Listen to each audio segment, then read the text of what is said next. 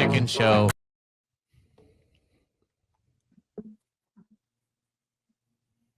Are you saying something, Chicken, or your Sorry. internet motel so bad that I have to do it? My hotel internet's that awesome. Welcome back, ladies and gentlemen, to another episode of the Dog and Chicken Show.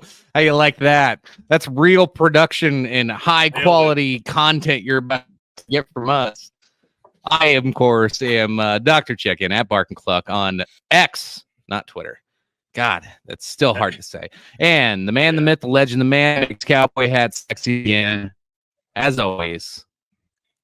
Your 15-time Revolutionary Wrestling Podcast champion, quadruple distilled, non-chill filter, Tony fucking G. Find me on TikTok at Tony the Rod, and I think on X at 1995 Redux. I think that's still my handle. I can't remember. But yes, we're back again for another round of 2023 college football.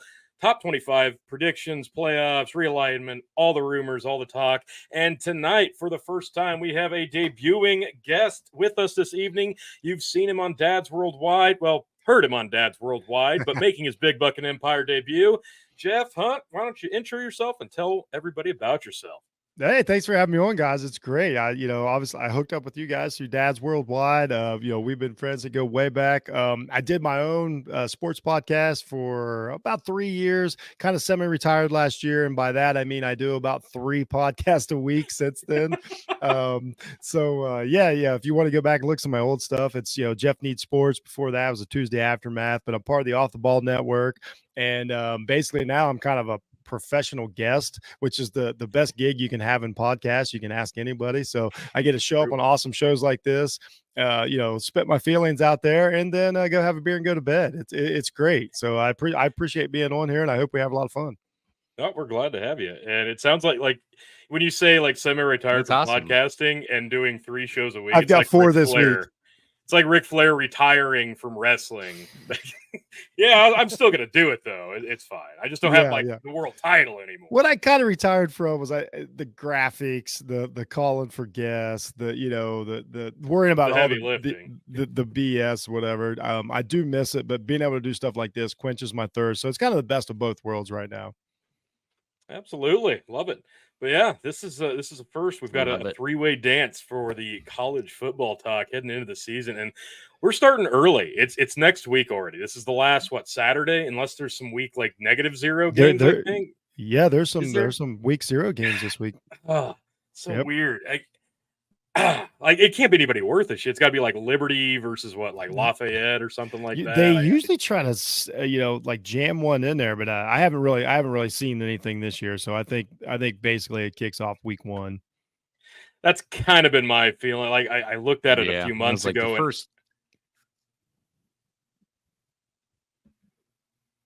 Go ahead. No, you're fine, Chicken. We'll wait because your internet sucks. Well, yeah. Like everything I say is like 3 seconds after you guys, so it's like, oh god, I got to talk early. We'll just interrupt like you usually do. It'll be fine. I'm good at that. That's true. All right. So yeah, I didn't see anything week 0 that was really interesting, spoke to me. I'd have to look again. That doesn't mean I'm not going to watch it because I'm actually pretty hungry for the season start, and that's saying a lot coming from 8-9 years of just absolute misery. But we'll get into that and more. So we're going to the best game this week, real quick. And I only know this because they're from right down the road. The Ohio Bobcats play San Diego State, but the big part of that is they have a potential NFL quarterback, behind center this year. People think that he has a shot to make it in. So as far as if you want to if there's anything to maybe take a peek at, the Ohio Bobcats can be surprisingly good this year. That's what I'm hearing around here. We live about 2 hours away. I could care less, but no, I'll check that out. I mean, if I got a marquee game to check out, that sounds fantastic to me. San Diego State tends to put a decent squad out there, so San Diego State, the Aztecs are up and down, but pretty consistent overall in terms of being an opponent that you just can't sleep on. And if they're it's one of those games that's great to be on in the background. You know what I mean? Like it's just on, it makes you feel good. You peek over and you're like, wait a minute, it's fourth quarter and this thing's 40-40. Like, let's take a peek here. If you're in Ohio, throw some illegal money on it now. So all that stuff. Can't wait for some action, folks. All right, let's get into the top 25. This is the big Bucking Empire's version of the top 25. Now, what I've done here, as I've done the last few years, I've taken multiple preseason top 25 lists and I've kind of combined them. It's kind of hard to explain, but basically what you're looking for is a golf score here. The lowest number possible is going to be the highest rank, and the higher the number, the further down you fall down the rankings. It's pretty consensus on the top picks. You'll see that as we go forward, but it's pretty self-explanatory once we start going through it. These are the teams that just missed out of cracking the top 25. I'm going to pull that up here. So as you can see, our favorite Iowa team just barely missed the top 25. But starting at number 30, Baylor Bears with 538 accumulative points. Kentucky kind of showed up in a couple of different preseason polls. A little love for the Wildcats in the SEC. They come in at 29. UTSA had a really good year last year. Roadrunners got a little love on some preseason polls this year, too, with 496 total points on my calculations. Number 27, South Carolina, which that doesn't surprise me because they always get preseason and midseason top 25 love, mostly to pad stats. And at number 26, the Iowa Hawkeyes at 437 points. Just missing out.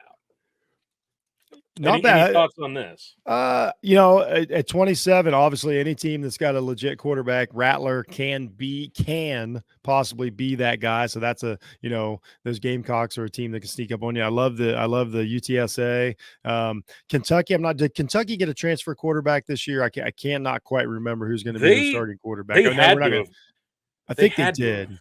We're not going to dig into Kentucky football, but it has been better since Stoops got there. It was Will Levis that got drafted last year, Kentucky, right? Yeah. So they had to have gotten somebody in because I don't know that they had any depth behind him. I didn't really watch. They did not. They're a team that's been bugging people in the SEC. Finally, I mean that's probably where they would aspire to. I think they'd be happy to be 29 with a shot at top 25 going into this. So, and Baylor, who knows, man? That's a team that out of nowhere can become a really good team. We've seen that a few times over the last decade, to where all of a sudden they can just like put up a bunch of points and score. But I know they're in kind of a bit of a transitional process right now. So no, overall, none of these teams are going to really affect the big picture. Fair enough. Chicken, any thoughts on these five?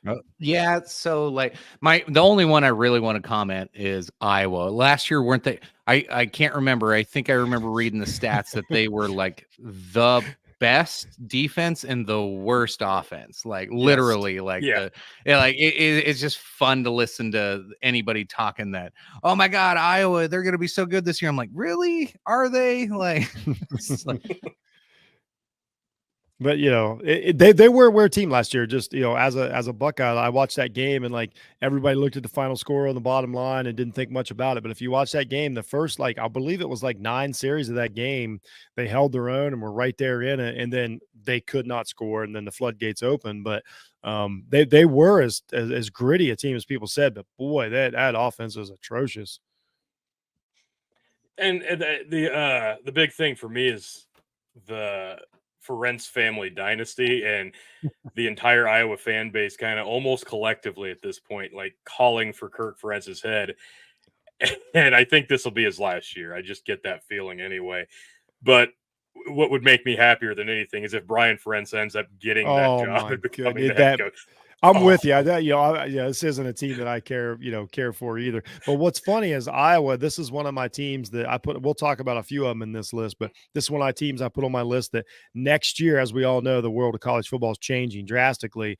This Iowa is a program that could get left behind. They're on my target for like you're so close to being an elite program, but yet you could in the next decade you could be irrelevant. So they got to be real careful what they do, moving forward.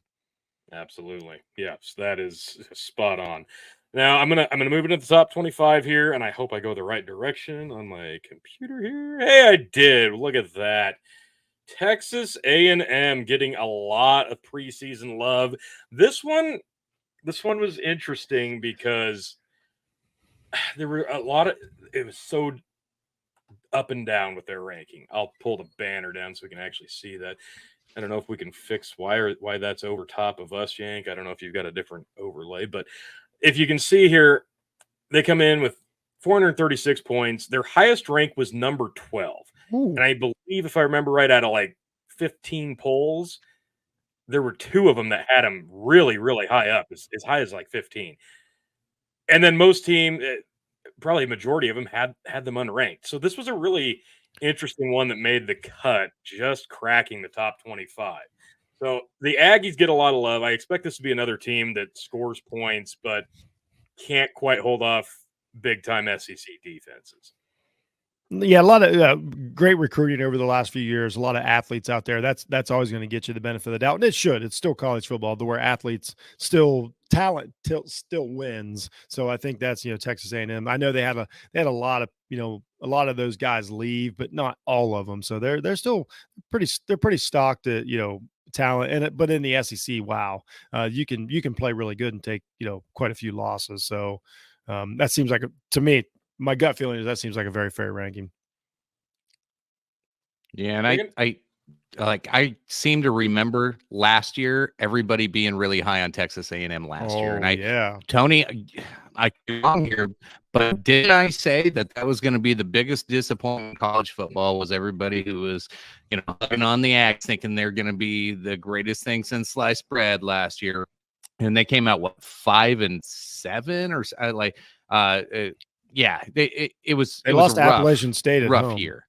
Yeah, happened. Exactly. It happened on live TV in front of the everyone. talent is there. Yeah, yeah, the talent is there, and honestly, I know they had struggles moving the ball at times, but really the thing that stood out to me was their lack of defense. Like they could not stop the run.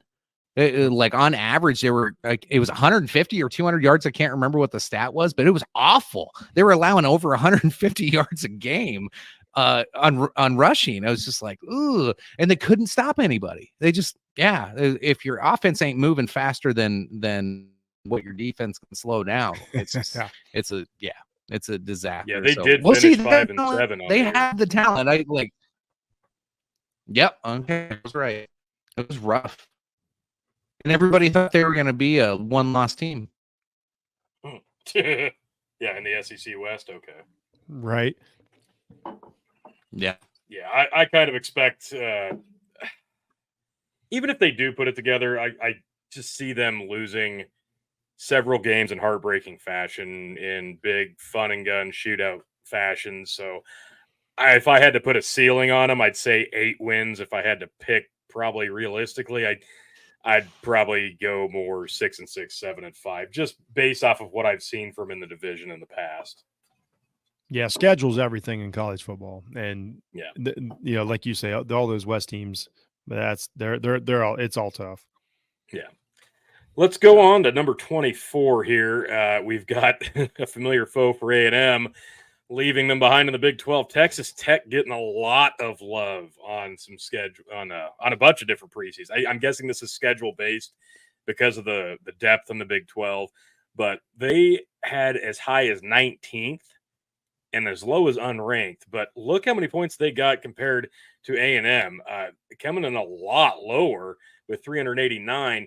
They were very, very consistent, almost across the board, with all the different top 25s I combined at like 19 to like 20 to 21. They very, very steady right along that bottom. So a lot of people expecting the Red Raiders to really be not a force, but could be a dark horse in the Big 12. Yeah, I think it's going to go the other way. I think that they could be a good team, but I think they're going to lose the big ones versus Texas, Kansas State. Kansas State's just one of those teams. I mean, we'll talk about them that just like, oh, they might be all right. And they're always like up to the challenge and beat you up. Houston, you never know. I don't know how good they're going to be. I won't pretend to follow Houston's roster every year, but for a little while, they've been good.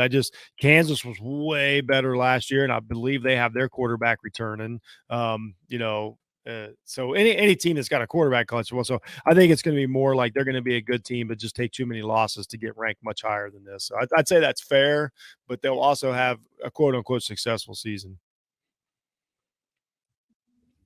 Yeah, I think I have to look at their schedule to throw out a win-loss record, but this is what new coach's second year, and he surprised everybody with 8 wins last year. Texas Tech wasn't expected to do anything, and they pulled off a couple of good games, and so I don't know. I think it's I think it's a good spot for them as a sleeper. I think that's what they are in the Big 12. They could have a breakout season because they do have talent. And Texas Tech, with just the whole Texas recruiting, like you can have a dynamite team and not even know it, and just be filled with 3-star recruits at Texas. That's just something that happened. Little Baylor over the years, like they've done that several times. Yeah, Tech breakout year, or it's going to be another 8-5 season. Yeah, Tech's got Oregon, Kansas State, TCU, Texas, Baylor, Kansas. They just have a lot of roadblocks. Like I say, they got a tougher schedule than, like, say, Michigan, for instance. That's the truth of it. So it's going to be they're going to have a battle every week. So that just doesn't bode well for them. Yeah, I don't expect any 2009 level success for Texas Tech, but oh, man. I do see them. Michael probably, Crabtree. Oh God, what a season! 09 was just one of the best seasons ever for the Big 12, or Big 12 South specifically. But yeah, it was amazing. Crabtree is a beast. A lot of Thursday night games every week. Yeah. Oh God, that game against Texas was just nuts. Oh, I loved it. Big fan of that. I actually just watched some of the highlights from that the other night. I loved it. This is one of those teams I could see if Texas is going to drop one that they shouldn't. I would put my money here because Iowa State and K-State have kind of had their pick of the litter at knocking off Texas when Texas shouldn't lose. Iowa State and K-State have kind of been doing it lately. If anybody's going to do it this year, I would almost put my money here, but I don't know if I'm ready to place that bet just yet, so we'll see how their season develops. Coming in at number 23, usually a lot higher than this. My, how the Sooners have fallen. 23, Oklahoma with 383 total points. Highest ranked number 11, lowest rank completely unranked. And I think that was only on 2 lists out of 15, but wow, does that speak volumes that they can almost crack the top 10 in a lot and not even be showcased on some ranking list, because this is a team that's been plagued by inconsistency. It's the same thing with Texas, but more so. They're really good at finding ways to lose to Kansas State's, Iowa State's. It's just, I don't understand it. The way they got gobsmacked by Texas recently, it is pretty embarrassing, because this is a team I actually expected big things from last year, and I kind of don't expect much out of them this year. I won't be a bit surprised when they fall out of the rankings altogether. Yeah, it's another one of these teams, like they're trending down, and they again just 4 or 5 games that they can lose. And if even we're talking about college football here, like this team loses 4 games, that's a pretty bad season when you're talking about these blue blood programs. And it's amazing to see what's happened in the last few years since those playoff appearances, considering where they are now. Can they turn it around quickly in the SEC? Probably. I mean, everybody knows one good class and everything turns around. You get the right quarterback, but when they left and the transfers left with Riley, that definitely put this team in a hole. And this is a really interesting team to watch this year, because I would also say that if you're right about them being 23, as a fan, they're not going to be happy about that. No. No. You guys are better than me, but I'm just assuming. Yeah, no, a lot of Sooner fans. There's a lot of Sooner fans around here. Yeah, and I think they're going to be better than a lot of people are going to give them credit for. I don't think they're going to be great.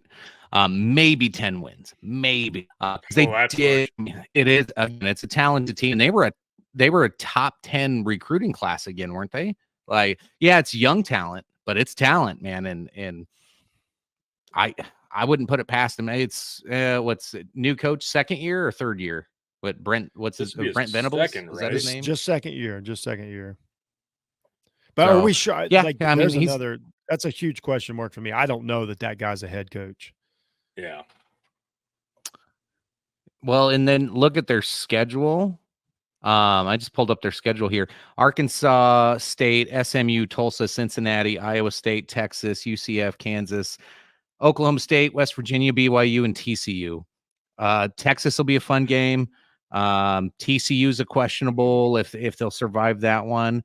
Most of those in a typical Oklahoma season should be winnable games. I could see Iowa State sneaking one in on them, because that's what Iowa State does. Yeah, like it's a winnable season. It should be that's not a bad schedule for Oklahoma, really. It's not a horrible schedule. No, it's just and again, if your quarterback plays good, you're gonna win those, teeter-totter games. And you're right. You could be a 10-win team. This is their swan song in the Big 12, and true. They could be leaving the Big 12 on a really sour note, because listen to that schedule. I could see 9-3 easy. I could also see 6-6 really, really easily. God, and if it's closer to 6-6, and I feel so bad for my Sooner friends. Oh man, leaving the Big 12 for the SEC, being 6-6, like what a awful way to come in and make your debut. But what you just said, Chicken, with the young talent, this could play in their favor. If they have a down year this year, join the SEC next year, and that's when that talent starts to pop, they could really make some serious noise next year in their debut. So definitely a team to watch. I mean, they're always fun to watch. When their defense clicks, it's one of the more fun teams to actually watch in the Big 12, because it actually plays some defense. Oklahoma, I always watch when it's on, because it's Oklahoma and the roots run deep around here. So yeah, I'm interested to see how this pans out. But if I had to guess right now, I'm guessing they won't be inside the top 25 at the end of the year. We'll see how they play against Texas, and that should tell us how the rest of their year is going to unfold. But coming in at 22, Tulane, former SEC member way back when. Tulane, man. This one was universal. They had so much love. There was only a couple of, maybe 3 lists that didn't have them ranked at all, and they had as high a ranking as 14th. Tulane coming in at a lot of love for the Tulane Green Wave, baby. Oh, ride it. I'm excited to see a BCS buster, quote unquote, like Tulane jump in here. This is exciting, because this is not a name you expect to see. This is not a team you expect to be like, oh, they could play spoiler. Like this is fun for me. I love these teams that kind of come up out of nowhere. But they had a really solid year last year. 12-2. 12-2 year. I know they play in a very down league, but they put up some numbers. They had some really good players. This is a team people expect to actually do some good things again. Yeah, that's that's one of these teams too that, again, this is the way the system works. If they can steal that one versus Ole Miss, that's going to put them in a great position. Yeah. The rest of their schedule, they can run it. They can literally run the rest of their schedule. This could be, your classic, whether it was the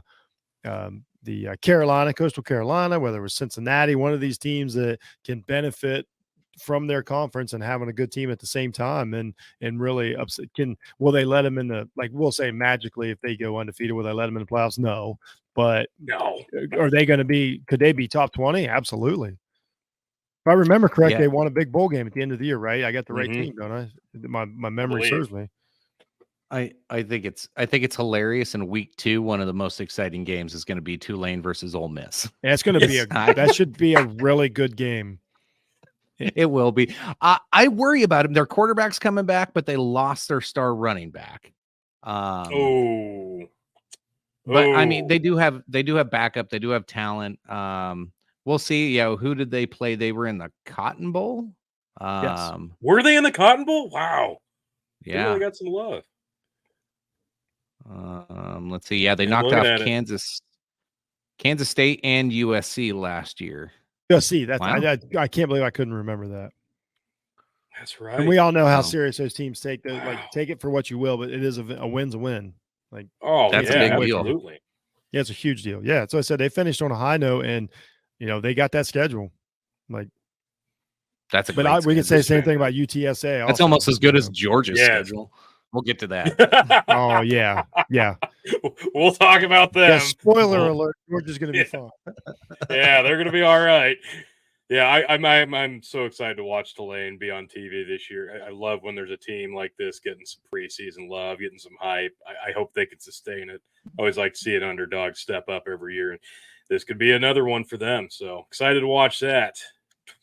Oh, where's Justin? Edit. I lost one. Where is it? There it is. There it is. Number 21. Just talked about them. Ole Miss. They're gonna challenge right out of the gate. Early on, right? Well, 342 points total, highest rank of 16, lowest unranked. This is another one of those teams in the SEC West, well, the SEC in general, gets a lot of preseason love, wins in really good fashion early on, and somehow manages to really just piddle stuff away down the stretch. By the time midseason rolls around, they've got a nice ranking. Your Alabamas, your LSUs, play them, beat them, move up the rankings. That's the system. That's how it works. And that's kind of what I expect out of Ole Miss this year again. That said, though, I know they've got some good players. I don't know what their schedule looks like. Chicken, what's their schedule look like? They got the three big boys. Their schedule's bad. They got the three big boys. Yeah, their schedule's bad. So they open up against Mercer, then they got to get past Tulane, then they do Georgia Tech, and then here you go. Alabama, LSU, back-to-back. They do Arkansas, Auburn, Vandy, and then have to do Texas A&M and then Georgia back-to-back. Oh shit! Yeah, it's and a tough. Finish with that's Mississippi a tough State. Yeah, they've got one of the tougher schedules in college football. I'm gonna say like 3-9 right now. Oh, they got 3 top 5 teams they have to play. Yeah, yeah, that beats you up. And Arkansas could be good. Yes, I was just thinking that. They're not walking through them. Absolutely not. No, that's a team that knows that's a division foe. They're not going to hand anything over to Ole Miss. Coming off of Alabama, LSU back to back. Yeah. Oh. Now they get a week off after Arkansas, but it is back to those are back to back weeks too. There's no bye weeks in there. I feel bad for the Rebels this year. That's all I got to say. There's no way. Yep. There's no way strength of schedule. If they get past Alabama and lose to LS and then lose to LSU or vice versa, still be like if they can get past Tulane and beat Alabama or LSU, which I see they did, then going into Texas A&M and that Georgia game, those 2 weeks in November, nonetheless, if they stay healthy, they got a shot.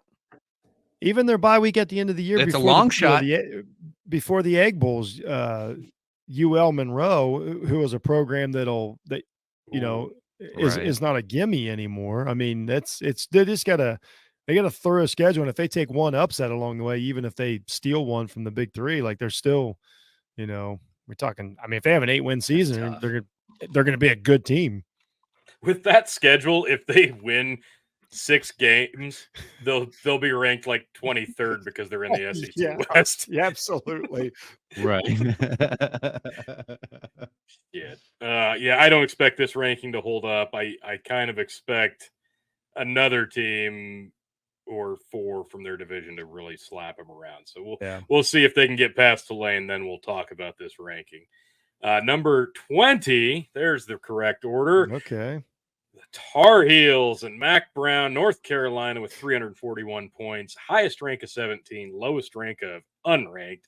Not a big shocker here. This was, I think the big discrepancy here was early on, people kind of expected them to be good. And then as the polls kind of came out and then they all kind of got meshed together, people started dropping them back down. So I don't know what happened over spring ball or in fall practice, but not much love for him down the stretch heading into the season, but a lot of early love. So I guess I'm not sure why the early idea on him being good and now not sticking to. Can I interrupt you and tell you why? Drake fucking May. That's why. Okay. That dude, if he stays healthy and he does what he did last year, not only is this the Heisman, but he's also #1 draft pick. Yeah.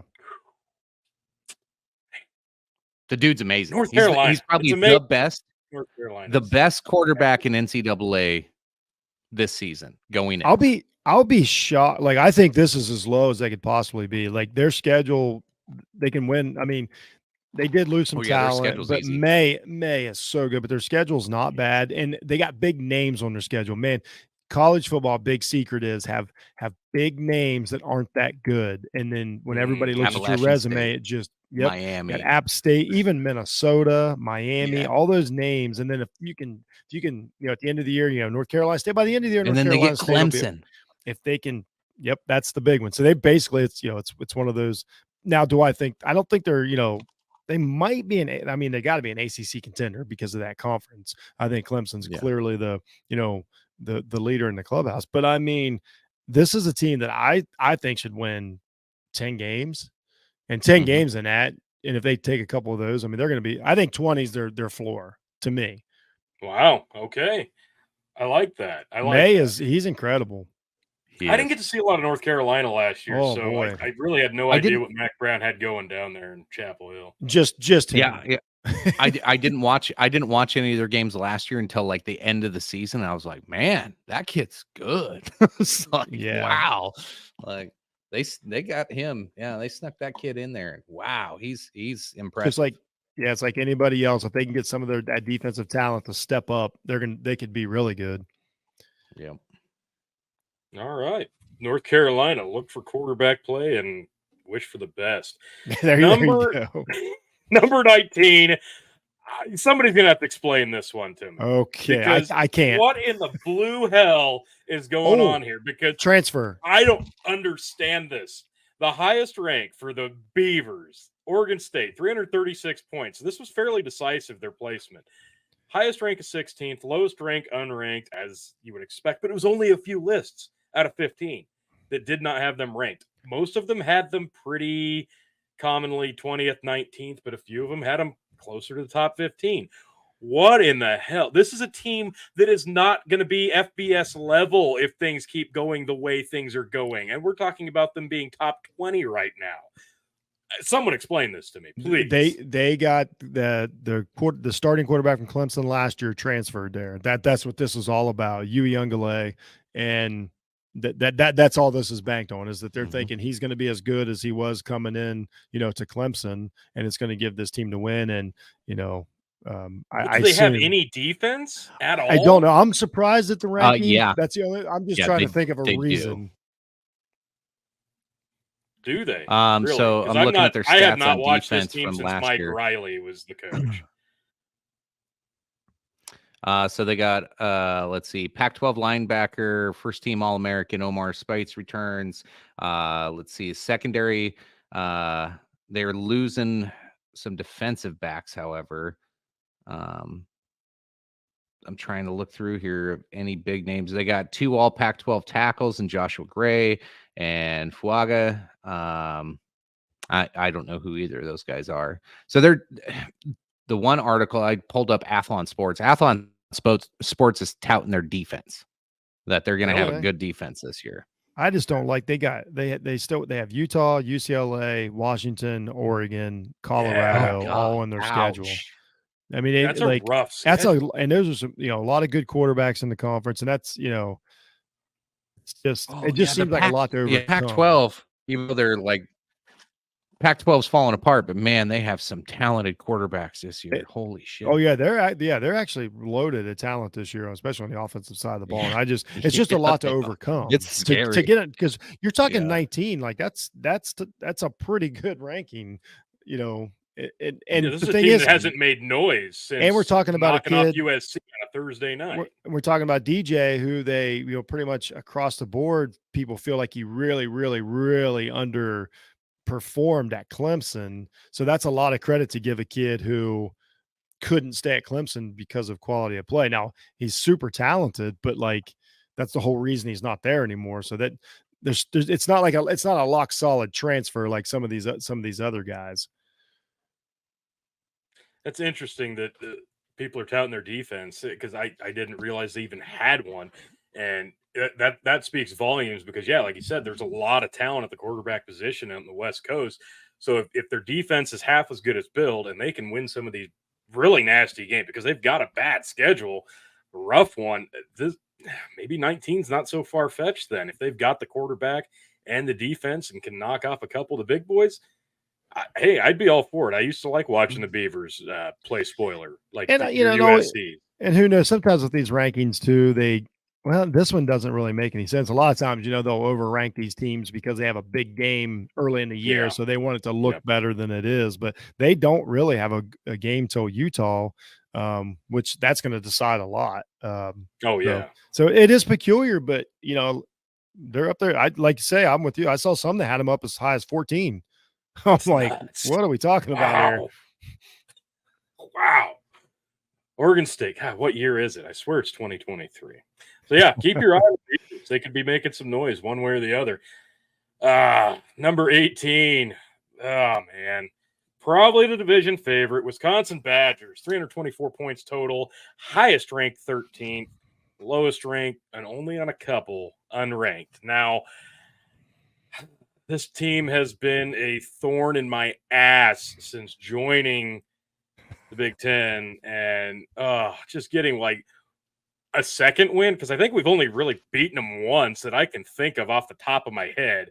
God, that'd be great. And I don't think this is going to be the year, but this is going to be, it's a tough team to play every year, regardless of how good they are. Their record's usually not indicative of how just rough they play you, how much they beat you up. It's a consistent. This is like Barry Alvarez instilled the formula that worked at Nebraska a long time ago, and they've managed to hold on to that. It's physical, tough football by beating down your opponent. And this is another Wisconsin Badger team that's going to do exactly that. If I had to pick a team right now to win the division, I would easily pick Wisconsin. I just don't see Iowa being that team. I don't see Minnesota being able to maintain it down the stretch. And I think Wisconsin will win key games to cinch up the division. So yeah, I like their ranking here because they're going to lose some they shouldn't lose. They're going to lose a heartbreaker or two probably, but they're going to win games. They're probably going to win the division, and they're going to be a nasty football team to deal with. Yeah, they're going to be really if a quarterback just takes one more step forward, it's going to be great. You're very favorable schedule. They essentially have one game, Ohio State. Every other game, they should be favored. We'll see what happens when they get to Iowa, but I think we all agree that Iowa is probably not going to be. Yes. They're not going to be an offensive juggernaut. By the time they get to Iowa, I would imagine they'll be favored. They're going to be favored in every game except one for the season. They avoid Michigan, they avoid Penn State.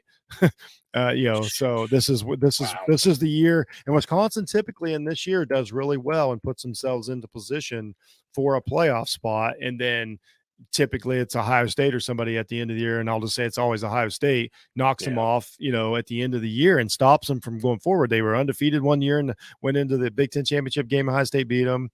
I think they had one loss one year and had a shot. Ohio State beat them. So Wisconsin typically with this schedule is done very, very well. So I expect them to be really good this year based on all that. And I think they're going to be a good team also. Yeah, I don't disagree with anything you said there. If anything, the one thing I would worry about is their defense. They picked up the defensive coordinator from Cincinnati, I believe. Cincinnati's put together some good defenses over the last. They got Cincinnati's head coach is Wisconsin's head coach now. Luke Fickell is the head coach of Wisconsin now. Well, didn't they pick up? That's a great pickup for them. I need to look that up. Yeah, they picked up Fickell and Mike Tressel. They brought Tressel with them too. Okay, yeah. So hopefully they left Coombs there. I'm pretty sure they left Coombs in Cincinnati because you don't want that dude anywhere near your program. Speaking from experience, this is going to be Wisconsin's going to be I don't think they're going to be a juggernaut this year, but man, they have all the makings to become the East or the West juggernaut. They got a super talented quarterback who just hasn't performed, so he's kind of got forgot about. And if they can get him developed this summer, circle that Ohio State game, that's going to that's got upset wrote all over it. Former head coach, former player, it's just one of those trap games. So Wisconsin could have a really good year accidentally. I like that. I like that. They tend to do it. Jeff, I'll ask you this because I'm curious. Luke Fickell coming in now at Wisconsin, taking this program, and I expect him to do very well. Yeah, me too. When Luke Fickell was tasked with taking over at Ohio State, and he really didn't get much of a chance. Do you think he got a fair deal? Did he kind of get kind of get roughshotted out of that? So he took one for the team and he knew it. Everybody knew. So the writing was on the wall there. Urban Meyer had just left Florida. So they knew, and then when that happened with the horrible tattoo scandal that looks like it looks like jaywalking now. So they obviously they had to get Tressel out of there because they knew they had one chance to get an Urban Meyer that was still on the top of his game. So Fickell has to fall on the sword for Ohio State. He brings in his, a freshman quarterback in Braxton Miller, a true freshman who was not supposed to play. He's supposed to have Terrell Pryor that year. Fights through that season. The team was actually better than people realized looking at the record. They really were a good team that just couldn't get the offense going. But then Meyer was a juggernaut at that point, came in. But Fickell stays, goes back to the defense, and does a great job, gets a national championship, turns that in, to a Cincinnati job. So I think he was on board with it. I don't think he ever thought that he was the future at Ohio State. And I don't think he believed he was ready for it. But as far as an assistant head coach for us and defensive coach, he was great and did everything you could ask of somebody. And I was sad to lose him, Fickell and Freeman. And now you got one at Wisconsin and one at Notre Dame, and they both have a chance to knock us off this year. But that's just how it goes in college football. I mean, good coaches get jobs. Yeah, I think this is a great fit. It's still a great cultural fit for him. I think, I think he's going to be able to transition this team into what he wants it to be. Yeah. And own it pretty quickly. I don't think there's going to be a lot of growing pains here. So I think this is a perfect spot for him. Like and again, that's another reason I think they're going to be really good. This will be a fun team to watch no matter what, except for one specific week where I'll probably cry a lot. Number 17, we've got, where's my cursor? There it is.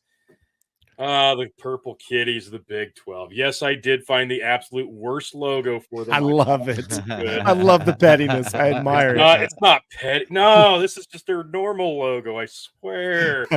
Number 17, K-State Wildcats, the Big 12. 303 points.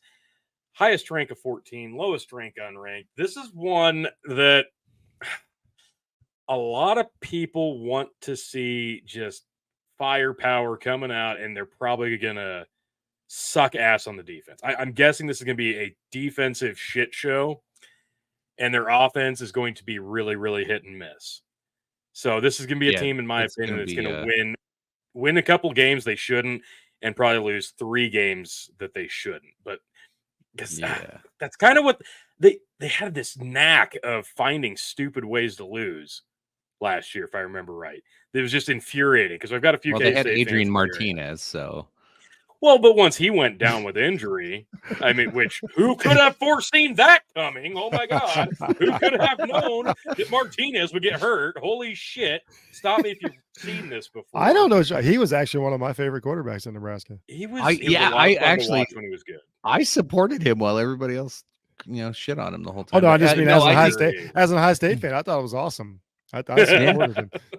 Yeah, I bet you did. No, I think he had a good season last year. Good for him. Tony, I think you're right. K-State's going to be K-State this year. I think they'll have an okay secondary, but it looks like from what I saw on who they lost, we might have some harsh times on the defense. Their QB filled in for Adrian last year, did a great job, won 4 in a row. Yes. I think their offense is going to be lightning in a bottle. Like it's just going to be ready to strike. But it's going to be, can their defense it's going to be shootouts in most of their schedule. And you look at their schedule, it's not like a super tough schedule, but it's like, man, you got Southeast Missouri, Troy should be fine. But then, Missouri's always a tough game for them. UCF you never know how that one's going to go. I think their talent matches up pretty well. Oklahoma State, you never know how that goes. Texas Tech, you never know how that goes. TCU will probably roll over them.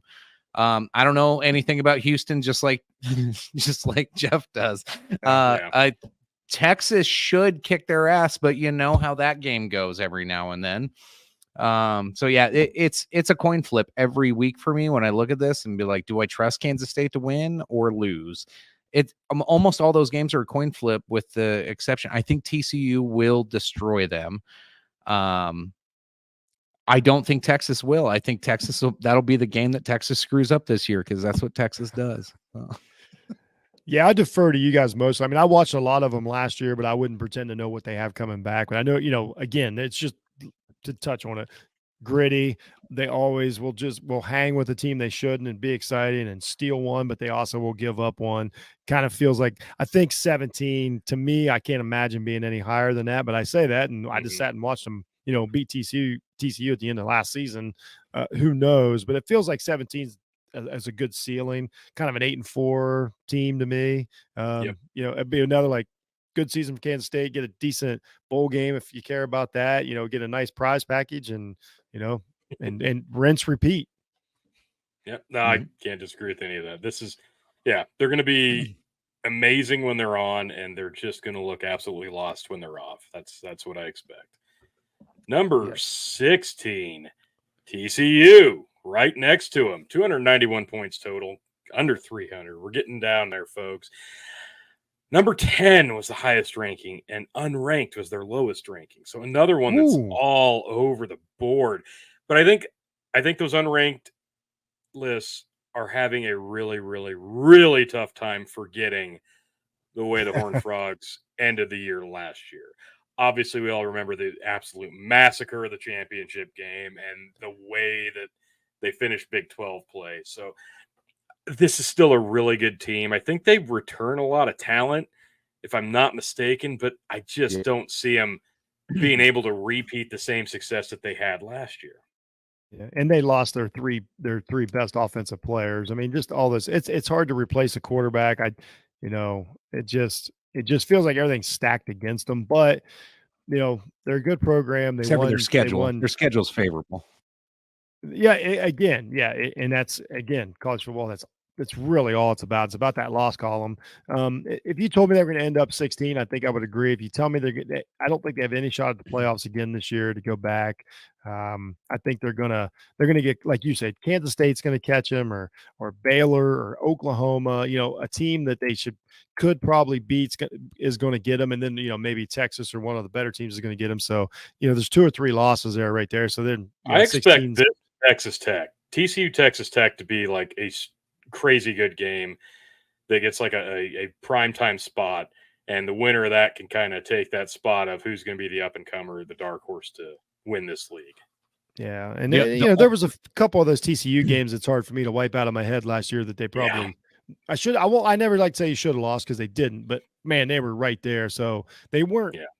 They weren't. What was it, 4 or 5 like 3-point games they won? Yeah. So if those go and you take that that returning quarterback out of it, Max out of it, and now you're starting over like those games you may not win. So now all of a sudden you've lost 3 or 4 games. So it's a my hope for the Horned Frogs this year is they put Colorado up on the 2nd of September. So we could see TCU just completely crush Colorado right away in week 1. I am super excited to watch that game. I like talking about these teams out here because these are teams that I'm not emotionally connected to, so I can just watch the game and enjoy it. You know what I mean? Some I'm not like that with all these teams, but like you get out here and you get out here in this conference, I just enjoy watching it. Whatever. No stake in it. This is a team that I always wanted to see in the Big 12, and they showed up after we left. And I was always glad to see them finally get in there. Now that conference is just so completely different. It's just next year, I think, if they can sustain the success and keep putting together teams, this could be their league if they could maintain it. I just don't know that they can. So we'll see what the Horned Frogs do this year. But coming up at 15, the Utes, Utah, 212 points, highest rank of 10, lowest rank of 16. That's pretty clear cut. I think this is a team that everybody expects to be very solid, top to bottom, win a good chunk of their games, be right in the thick of it in the Pac-12 in what could very well be its final season. It's kind of hard to pick against this team because when they get on a roll, even against the heavies of the league, man, do they look so good doing it. They make big teams look inferior when they are on a roll. And I love watching the Utes play. I love their stadium. I gotta tell you, whenever they're on TV in their house, man, does that just the visual of the mountains and their student section, the vibe out of that stadium is just awesome. I love watching the Utes, but I do expect them to be a force. Couldn't they win their division? Could they win the Pac-12? I don't know what their schedule looks like, so I'm eager to It's hear. tough. Is it bad? Yeah, they get most of the big boys. But what I like about this Utah team, and that's the team that I really wanted. I wish the expanded playoffs for a team like this last year, because after how they played against USC, they're tough. They beat you up, like you played them when the game's over. They don't give in. They were really impressive, and that's a team at the end of the year, because they lost a couple bummers early. And like they were a really good team at the end of last year. And if they can carry most of that over, they got Rising coming back, a tough kid, experienced kid at quarterback. Like this is easily a team that could jump up there and make a run at USC again for that Pac-12 title and a shot at the playoffs. Yeah, they got some tough ones this year. Yeah. They open against Florida, which I honestly haven't paid much attention. Winnable. Florida's even halfway good this year. Should win. But they got they play Baylor, Weber State should be an easy win. Then they got UCLA, Oregon State, they play Cal, they play USC, they play Oregon, Arizona State, Washington, Arizona, Colorado. Like that's not an easy solid schedule. That's a solid schedule. The back half is nasty. UCLA is a better team. Like I'm shocked that most people have them unranked. Like they're a good team. Yeah, they are. And Florida's going to be, Florida's going to have physical guys. They're going to be athletic. They're going to, they're going to fight you. Like I don't care if Florida's not ranked or not. I don't want to play them week 1. Is that in Utah or is that in the swamp? That is that will be in the swamp. That's Utah. No, that's in Utah. It's in Utah. Oh, okay. That's a big game. Woo. That's going to be a good win for them. So that's 8:31. So that sounds like that must be on a weekday, right? Am I being crazy here? Is that Thursday? 8:30. Friday? Yeah, that's a Thursday. Oh boy. No, that'd be a Friday.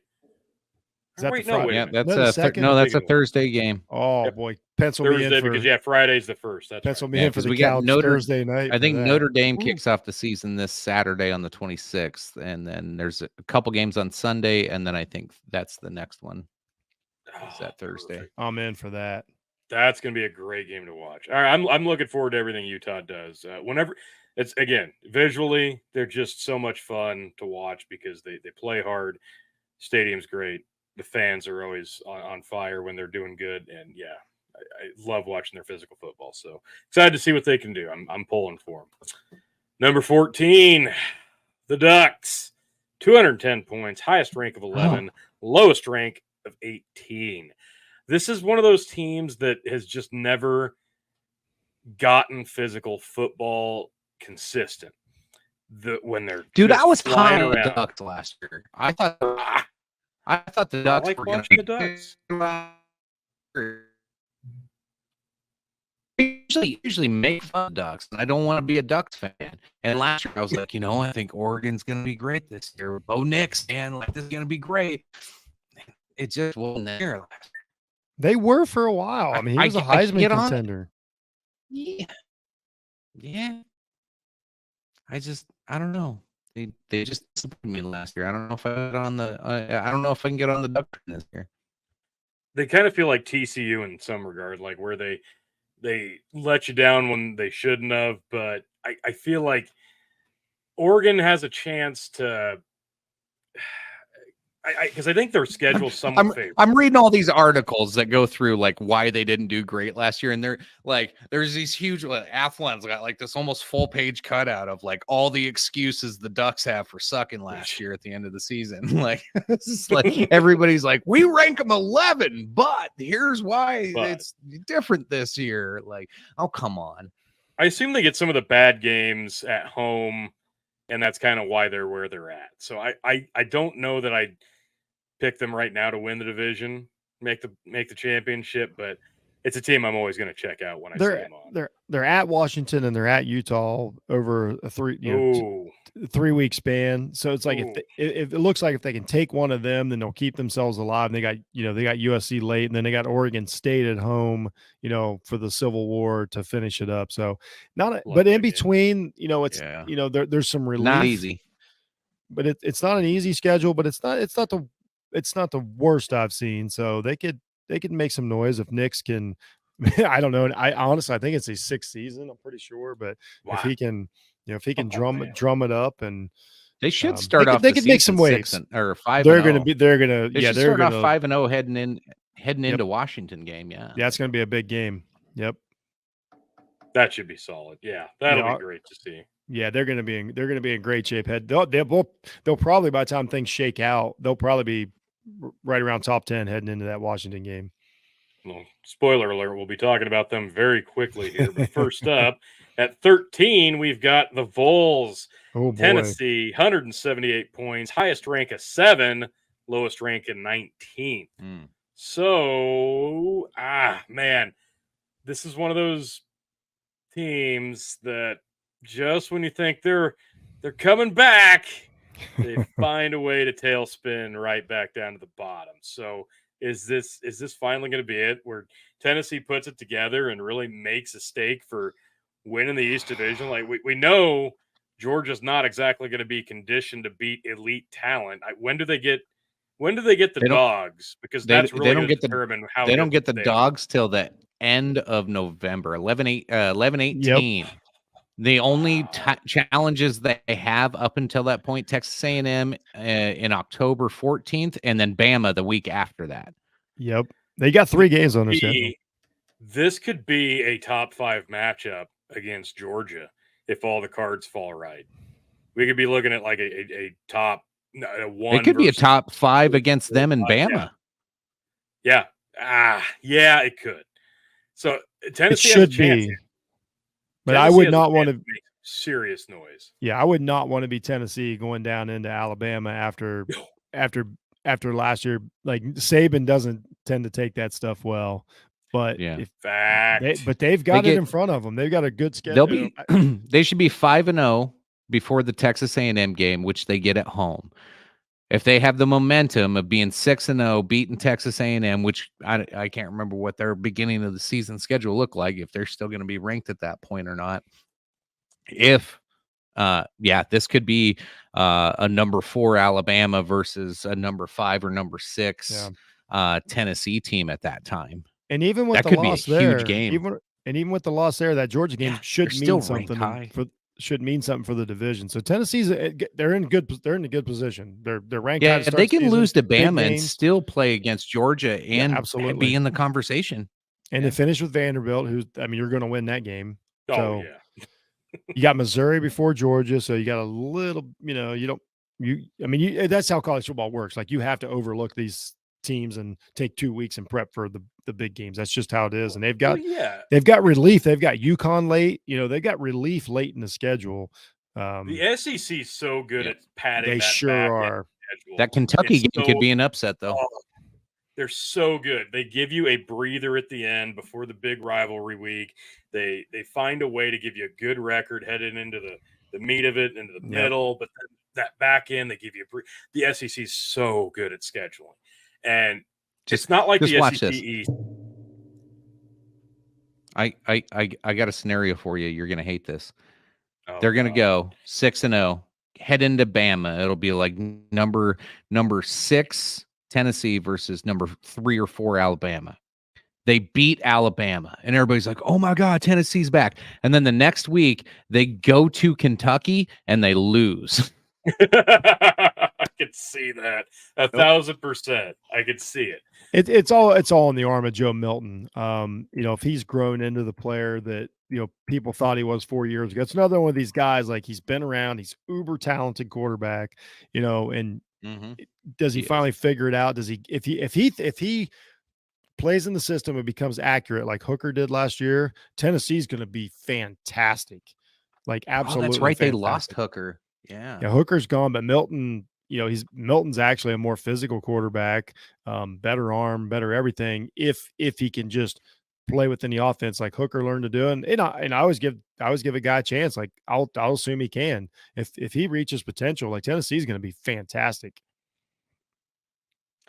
This is it. The SEC East isn't exactly a juggernaut division, Hmm. but like Kentucky, South Carolina, they're good. Florida, they're still big names, and it's going to get plenty of attention and love. So winning those games will speak volumes, and if they win them convincingly, it'll justify their ranking. So I'm really excited to see if Tennessee can finally put it together. And with a schedule like that, a couple of big marquee games, if they could do it, man, what a story that would be if they could win the division, win the conference. Like you'd almost have to say they'd be the number one team, undefeated. But I just can't consciously put my chips on that. The one I'm looking at, South Carolina. That's just a weird game that feels like that's a trap game. 100%. They could come out of that before the Texas A&M game and be like, oh, what could have been. That's the one that jumps out as far as overlooking somebody. I would agree with that 100%. Number 12, the Huskies, 175 points, highest rank of 7, lowest rank of 21. Washington, I think I like them better than the Ducks. I do, and it's not just because of the ranking. I just feel like I think they're a more complete team, and I think they're a little bit more physical, and I think they'll probably win the head-to-head for sure. If I had to bet now, I would bet on the Huskies. So I'm excited to see what they can do. I know they got a good chunk of talent coming back, if I'm not mistaken, but the schedule, I didn't get a good chance to look at it. So I assume I think they get Oregon at home. Am I right about that? Yes. Because that would be a big one. Oregon at home, not much, not a ton before that. They got a Michigan State game in there. That'll be a good win over a name, which people love that. But then they have a run of USC, Utah, Oregon State 3 weeks in a row. That's just a tough. That is so hard to do. But of course, if they do that, they're obviously they're in. But that's a lot to ask. That's one away, one at home, and then one away. So at USC, at home against Utah, and then at Oregon State, and no time off, no letdown game. So that is coming off Utah and then going right into another defense that we're assuming is going to be good for Oregon State. That's a lot to ask. Yeah, you kind of have to assume right now that they'd be looking at if you can go 1-on-1 against Utah, USC, just the way that schedule lines up, they'd probably be sitting pretty good. Come out of those not unscathed, but not beat down. Yeah. And they'll put themselves in position for the Pac-12 game, and that's all you got to do. And they're going to have a shot. Mm-hmm. I think they're going to be there all year. I think Penix is awesome. That's his name, Penix. Like he's probably Michael Penix the Jr. second best quarterback in the NCAA this year. Like, in my opinion, that kid is so good.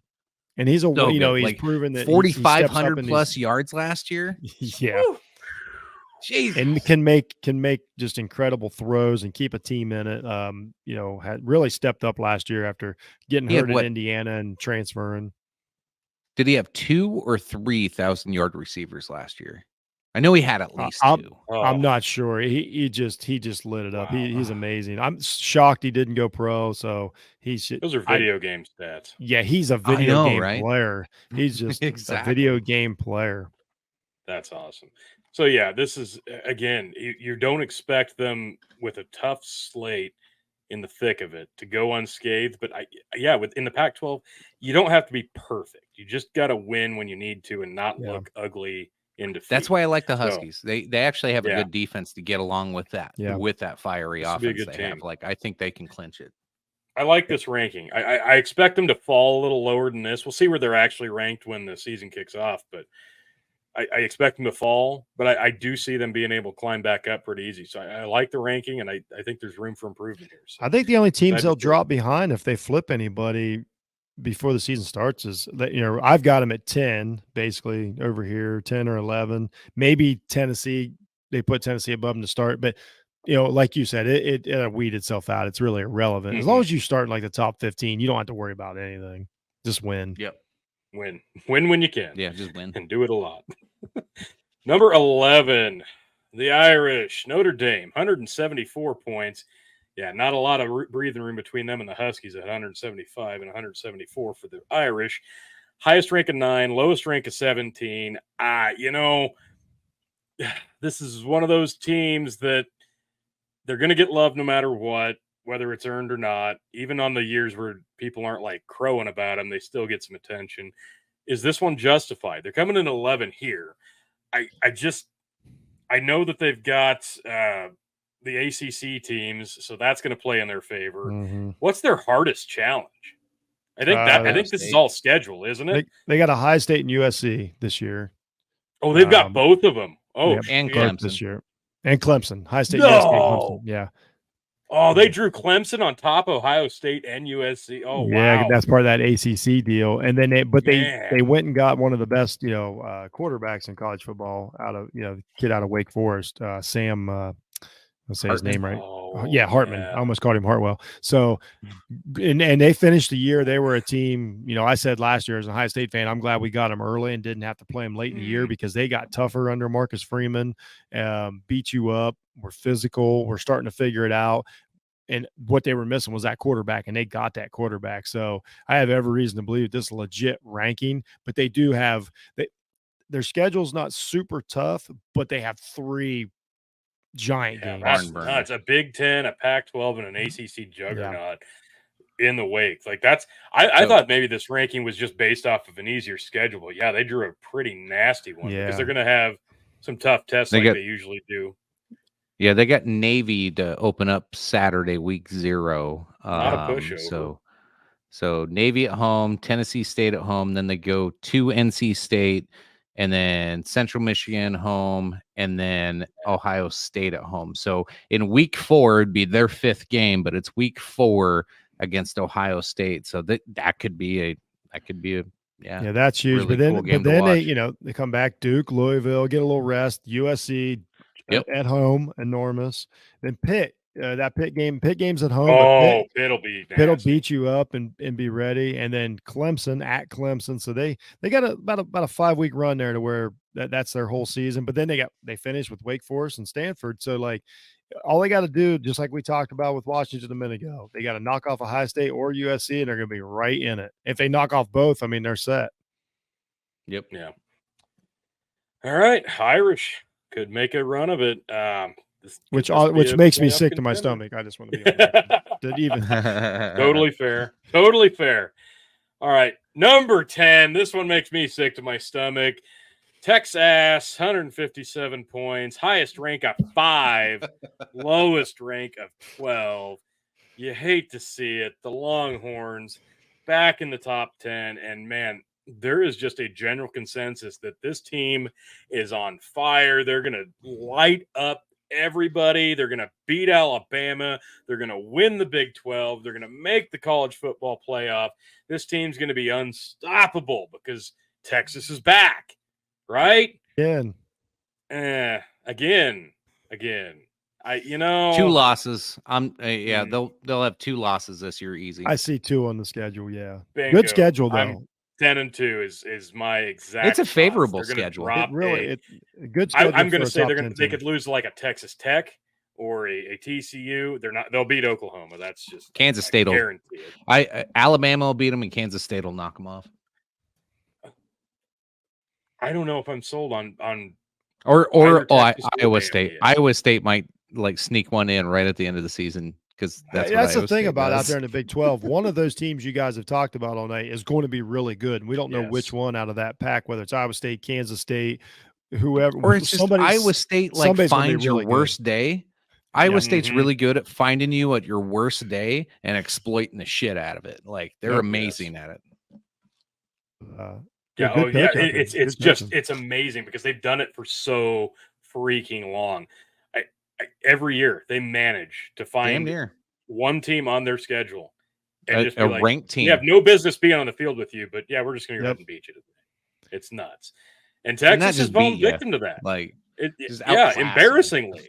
Texas has got a bit of a mess at quarterback. It's not we're not sure that yours is going to start. People talk about a lot of the Manning, like that stuff does take away. Like that is a Yeah. distraction, from moving forward.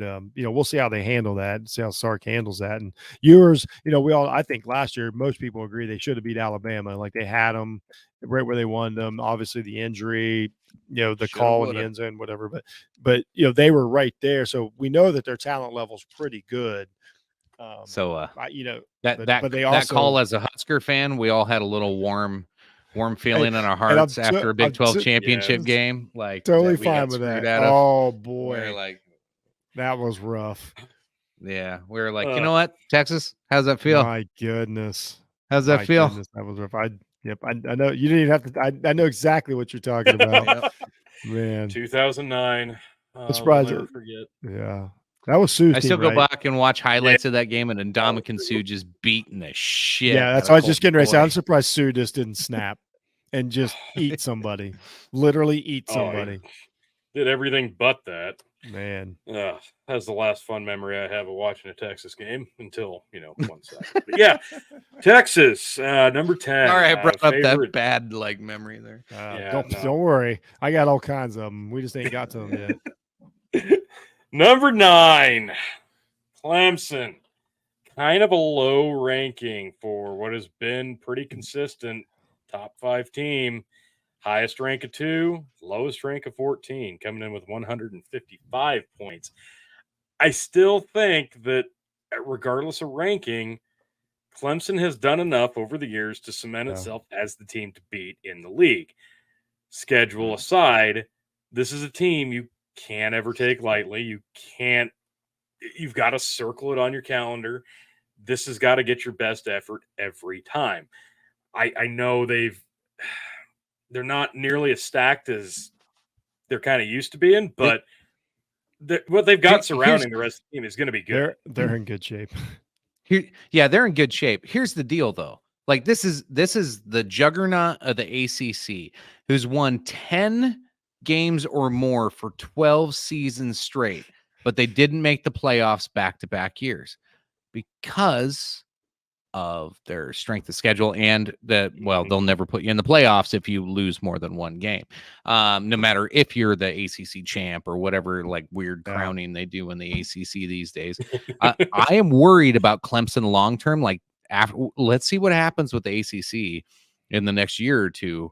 I worry about Clemson's future. Like they are a powerhouse, and man, if somebody doesn't snag these guys up, which we'll talk about that eventually, Big but Ten will. Yeah. I am so worried about Clemson's future. And like they're all upset right now. They're all upset. We won 10 games or more in 12 years straight, and they're all like butthurt that they haven't gone to the college football playoffs. And I'm like, guys, like it's a 10-win season for over a decade. Good job. I tell you, out here in Nebraska, it could get so much worse. Two national championships, but and they have the perfect recipe for a schedule. It's not hard. Oh yeah, the schedule's great. They've got an overranked Florida State. They've got a Notre Dame, and they've got a ranked North Carolina. But Notre Dame's gonna be good. Florida State's gonna be good. But I mean, you're gonna have to play good teams. But everybody else they should walk through. So they got 10 wins wrote down. They just have to win a couple more. I won't give anything away, but they're in great shape in my opinion. Quarterback looks like they've got their quarterback. The defense, is going to be stout. They're going to have athletes everywhere. They're going to be well coached, and it's the ACC. They can lose one game this year and make it in. Yeah, agreed. Yeah, Dabo Swinney started in 2008, and right at the same time Bo Pelini started here at Nebraska. They drew each other in the Gator Bowl that year. Nebraska won kind of barely, and it's amazing to look how both programs have gone since then. Like Dabo has turned Clemson into just an absolute juggernaut out there in the Atlantic. And man, I can't ever root against this team. They're fun to watch. They're always strong. Mm-hmm. When they have a great quarterback, it's a truly great quarterback. I mean, it's just one of those teams, even if they're ranked at 9, which is, again, I'm saying a low ranking for them realistically now. I expect them to kind of surpass. At some point, they're going to be ranked way higher than 9. Yeah. So I don't see this sticking, and I see that in a positive way. So Yeah, if they get through Florida State, they'll jump. They'll be up by the time they get to Notre Dame. They'll be way up there. Yeah, Notre Dame and Clemson. Oh man, that's gonna be that's gonna be beautiful. Can't wait. Cannot wait. Oh, we're so close. Hopefully they both lose. Oh, getting goosebumps, baby. Number 8, you just said it. The Noles with 116 points, highest rank of 3, lowest rank of 14. Somebody had him at 3. Yes, believe it or not, the Noles highest rank was 3. People are on the Noles. My dad's a big Seminole fan, and whenever they lose, it's fun for me. But I am excited. I'm excited for the first time to watch a Florida State game because they're going up against LSU in week 1. Let's go. Amazing. Oh boy. Let's fucking go. It was last year. What a great game last year. Yeah. Yeah. Outside of that, like they got Clemson and then everybody else they should beat. Yeah, and that's the thing. There's nothing in between. It's just that's why they're ranked as high as they are. It's another one of those guys. ACC, I mean, it's a great. They could be 11-1. 11-1. They could drop one of those hard games and be 11-1. That's why this ranking is as high as it is. And as far as I know, that's why it's going to come to them and Clemson. Really, it's like who wins that game. Now, here's the thing: does anybody know who's in the Atlantic, who's in the Coastal Division? Because I don't, because those division names are trash. Still worse than. Are they even doing divisions anymore? Like I thought they were doing away with divisions this year. Yeah, I don't think they have divisions. I think it's just top 2. Really? Yeah, I thought they got rid of divisions this year. God. Yeah. Oh, I guess I didn't realize that. Man, you so much have been paying attention to the ACC other than well, Clemson it's leaving. Yeah, they kind of get lost in the shuffle, especially if Clemson loses one early. Then everybody's like, exactly. Call us at the end of the year. But Florida State is one of those change the rules to make sure they have somebody good. When they're good, they are actually good. I just don't know that they're this fucking good. I don't see it. I think they're overrated. We'll find out week 1. I expect to see them lose. I don't think they're going to beat a LSU, but we will see. We'll see. A lot of this is based on talent level. They have, high rated talent across the board. And I just think people are assuming that it's going to show up. They got a returning quarterback who's pretty good, and I'm guessing. And then with the schedule, everything combined, and then obviously this is what we talked about earlier. I alluded to it.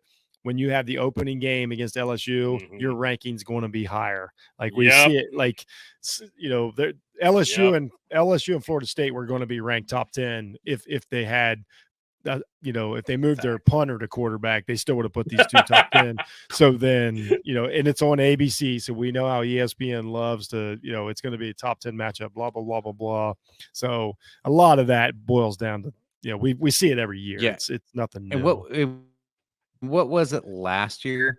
They beat. I'm trying to remember who they beat last year. Oh, Oklahoma.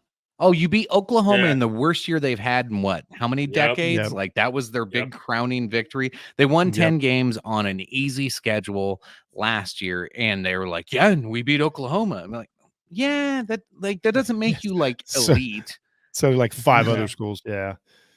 But that's how it goes, man. Those names count, So name's still a name. That's unfortunately what Nebraska rode for a while until the name vanished.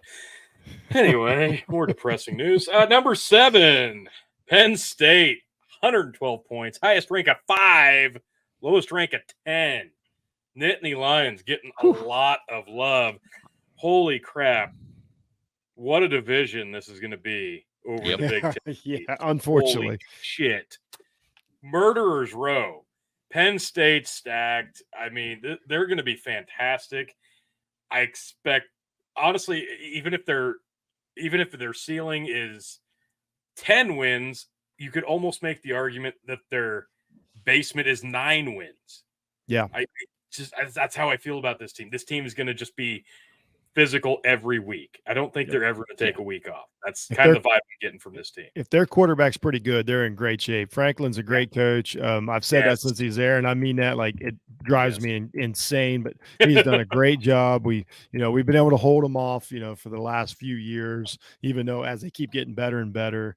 But they're going to be good. If their quarterback's decent or pretty good, if he's pretty good, they're going to be awesome. All they have to do is knock off either Ohio State or Michigan at the minimum, and they've got a shot at the playoffs. So they put themselves in really good shape. They're gonna have a lot of big name wins, on their resume. So if they can pull off that division, obviously whoever comes out of this division is going to be right there to win the Big Ten championship and go to the playoffs. There's no doubt about that. Yeah. So we know they've got Michigan State, Michigan, Ohio State, but who do they draw from the West? Do they have a big out of conference market game? Iowa. Iowa's the big one out of the West, and Maryland, Rutgers. Oh wow, that's what I said. They've got the select. They're kind of like Tennessee. Like they got 3 huge games, and then they're in good shape. So if they can just, like I say, if they can knock off one of the Ohio State or Michigan, it's really two huge games. It's 2. Yeah, you're right. Yeah, but they're huge. It's Ohio State and Michigan, but those are huge. But like here's the fun part. And like we'll get to Michigan and Ohio State pretty quick. I like, as much as I love chaos, I want to see like Ohio State beat Penn State, but Penn State beat Michigan. 2009 Big beat 12 Ohio South. State. Yes. Yeah, that's exactly what I was just thinking. The Big 12 I want to see it. 2009, the top 3 teams all beat each other, all had one loss. You're like, oh my god, I don't know. And what's exactly the tiebreaker? We're at top. We're at the number 7 spot, and Penn State's there. We still have the other 2 to go. That's how good this division is, and that's how much I like. Yes, they could all have one loss. It could be absolute chaos. It's going to make for amazing games. That's how good the Big Ten East is. Yes. Well, East, it's very top heavy. I'll be glad to see that go next year because it's a bit annoying. Well, hey, we can't even win the easy games. What are you talking? That's fair. Yeah, I was going to say, like, we had the two easiest years. We had the 2 easiest years as Huskers on the West without having to deal with any of the juggernauts, and our coach couldn't win by. We were really good at winning or losing by 1 point. Yeah, well, I'm well aware that last year he would have lost 11 games. So. Yeah, nobody's gonna feel sorry for a Buckeye fan. I totally understand that. Nobody is, and they shouldn't. But I mean, yeah, you had one bad year in 2011. Jeez. Yeah, was that the year we beat them? Yep. Once. That's all you need to know. Yep. There you go. Oh yeah. I don't even talk about that game. We were. That was the comeback. 24-point comeback. Yeah. I don't even. I tell you, that one still sits in. I was so drunk during that game. I couldn't believe it. I literally left at. I walked out of my own house and sat on a cooler outside for the last 10 minutes of the game because if I went inside, they fucked up. I had to sit outside and listen to everybody react inside my own house because the football voodoo magic forced me to sit outside on a cooler. I couldn't open the cooler. I had to sit on the cooler. It was just, that's how it happened. Yep. It's awful. Absolutely awful. So yeah, Penn State's going to be really good. Yes, I will agree with that as much as I hate it. Number 6, USC, the Trojans, 91 points. We're under 100. God. Penn State had 112. Trojans have 91. Highest rank of 3, lowest rank of 10. Average let me 6. Let me run through this because this to me might be like we talk about hard schedules, tough schedules. So they open the season pretty soft. It's not too bad, but then they get into Arizona can be tough sometimes, but then it's Notre Dame, Utah. Their game against Cal's pretty good most years. Then Washington, then Oregon, then UCLA. No break. What a no gauntlet. Breaks. Man. Yeah, that last 6 games of the year, this might be the toughest schedule. That's why I don't think the Trojans, I don't think they're maybe 9 wins this year. Like, that's tough. Ooh. Can you stay healthy heading into Notre Dame? And then if you can you stay healthy through those last 6? Like, wow, that's Man, rough. That's rough. Yes. I didn't realize it was that bad. It's terrible. Their schedule's that rough, and they're still rated number 6. Well, they That open up says San something. Jose State this Saturday. They open.